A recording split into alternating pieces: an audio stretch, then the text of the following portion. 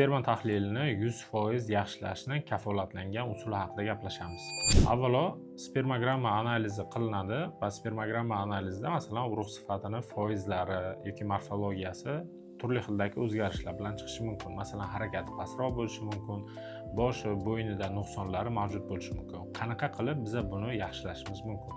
Birinchi navbatda spermogramma analizi topshirilganda, albatta spermogramma Martest analizi bilan topshirilishi kerak bo'ladi. Sababi bunda biz spermani boshidagi ma'lum bir turdagi antenachalar bo'ladi. O'sha bachadonga tushgandan so'ng ayolning follikulasiga spermani kirib berishini ta'minlaydi.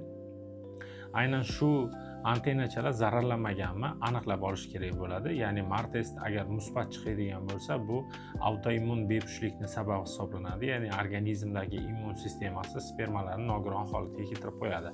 Agarda Martest manfiy bo'lsa, ammo spermaning harakatida va morfologiyasida, ya'ni boshi, bo'yni, dumida nuqsonlar bo'lsa, nima ishlarni qilish kerak? Birinchi navbatda gormonal tahlillarni amalga oshirish kerak. Organizmda spermalarni testosteronni ishlab chiqarishga javob beradigan gipofiz gormonlari, FSG, LG, erkaklik gormoni testosteron, ayollik gormoni prolaktin hamda qalqonsimon bez gormonlari TTG va T4 holati albatta ko'rilishi zarur hisoblanadi.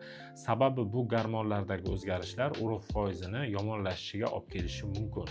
Bundan tashqari, turli xildagi spermada CD yo'lida shamollash holati mavjud emasmi? Bu sperma va CDdagi leykositlar miqdori orqali aniqlasa bo'ladi. Agarda sperma va CDda leykositlar miqdori yuqori bo'lsa, demak, qandaydir turdagi bakteriyalar hisobidan ko'pincha holatlarda organizmda shamollash mavjud hisoblanadi. Agarda lekin bemorda oldinroq himoyalanmagan jinsiy aloqalar bo'lgan bo'lsa, demak, jinsiy yo'llar orqali yuquvchi infeksiyalarni ham inkor qilish kerak bo'ladi. Sababi bu infeksiyalar prostata urug' yo'llarida shamollash, yallig'lanishlarni chaqirib, urug'larni sifatiga, harakatiga va ularni umuman 0% holatga olib kelib qolishiga ham sabab bo'lishi mumkin. Agarda bu turdagi infeksiyalar davolanilmasa, ikkala urug' yo'llari yopilishi hisobidan azospermiya holati, ya'ni urug' suyuqligi chiqadi, ammo spermogramma analizi test qilinganda urug'i 0% holatda bo'ladi. Bundan tashqari, albatta birinchi navbatda organizmni holatini yaxshilash kerak. Ya'ni yuqoridagi ko'rsatkichlarni ko'rgandan tashqari,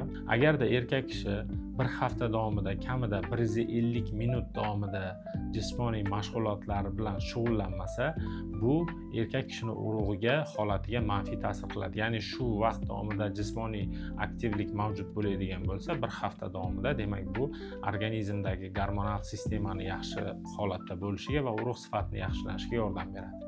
Va albatta bulardan tashqari eng muhim narsalardan bittasi bu uyqu rejimi hisoblanadi. Uyqu rejimi kechqurun yetarli miqdordagi uyquning bo'lishi organizmni to'liq tiklanishiga yordam beradi va bu narsa esa urug'larning sifatini joyiga keltirishga yordam beradi.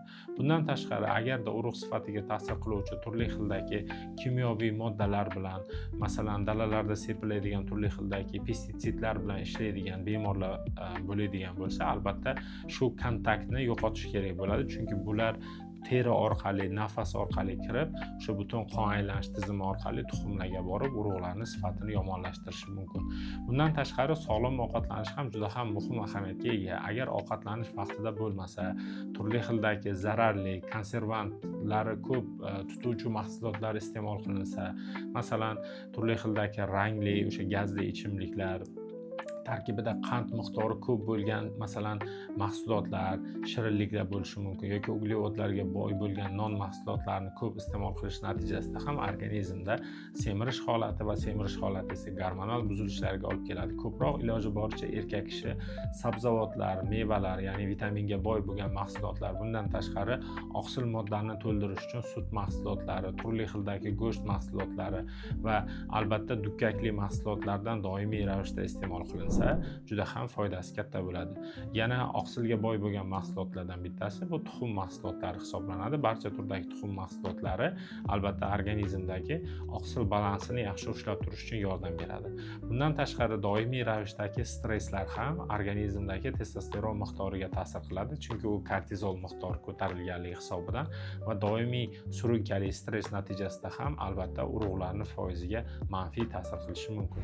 Demak, spermogrammani 100% ideal holatda qiladigan universal usul mavjud emas. Har bitta bemorga alohida yondashiladi. Kimdadir masalan gormonlarda o'zgarish to'g'rilanadi, kimdadir shamollash infeksiyalar to'g'rilanadi, kimdadir masalan varikatsiyalik kasalligi mavjud bo'lsa, u bartaraf etiladi va hamma uchun eng muhim bo'lgan narsa bu sog'lom hayot tarzini olib borish hisoblanadi.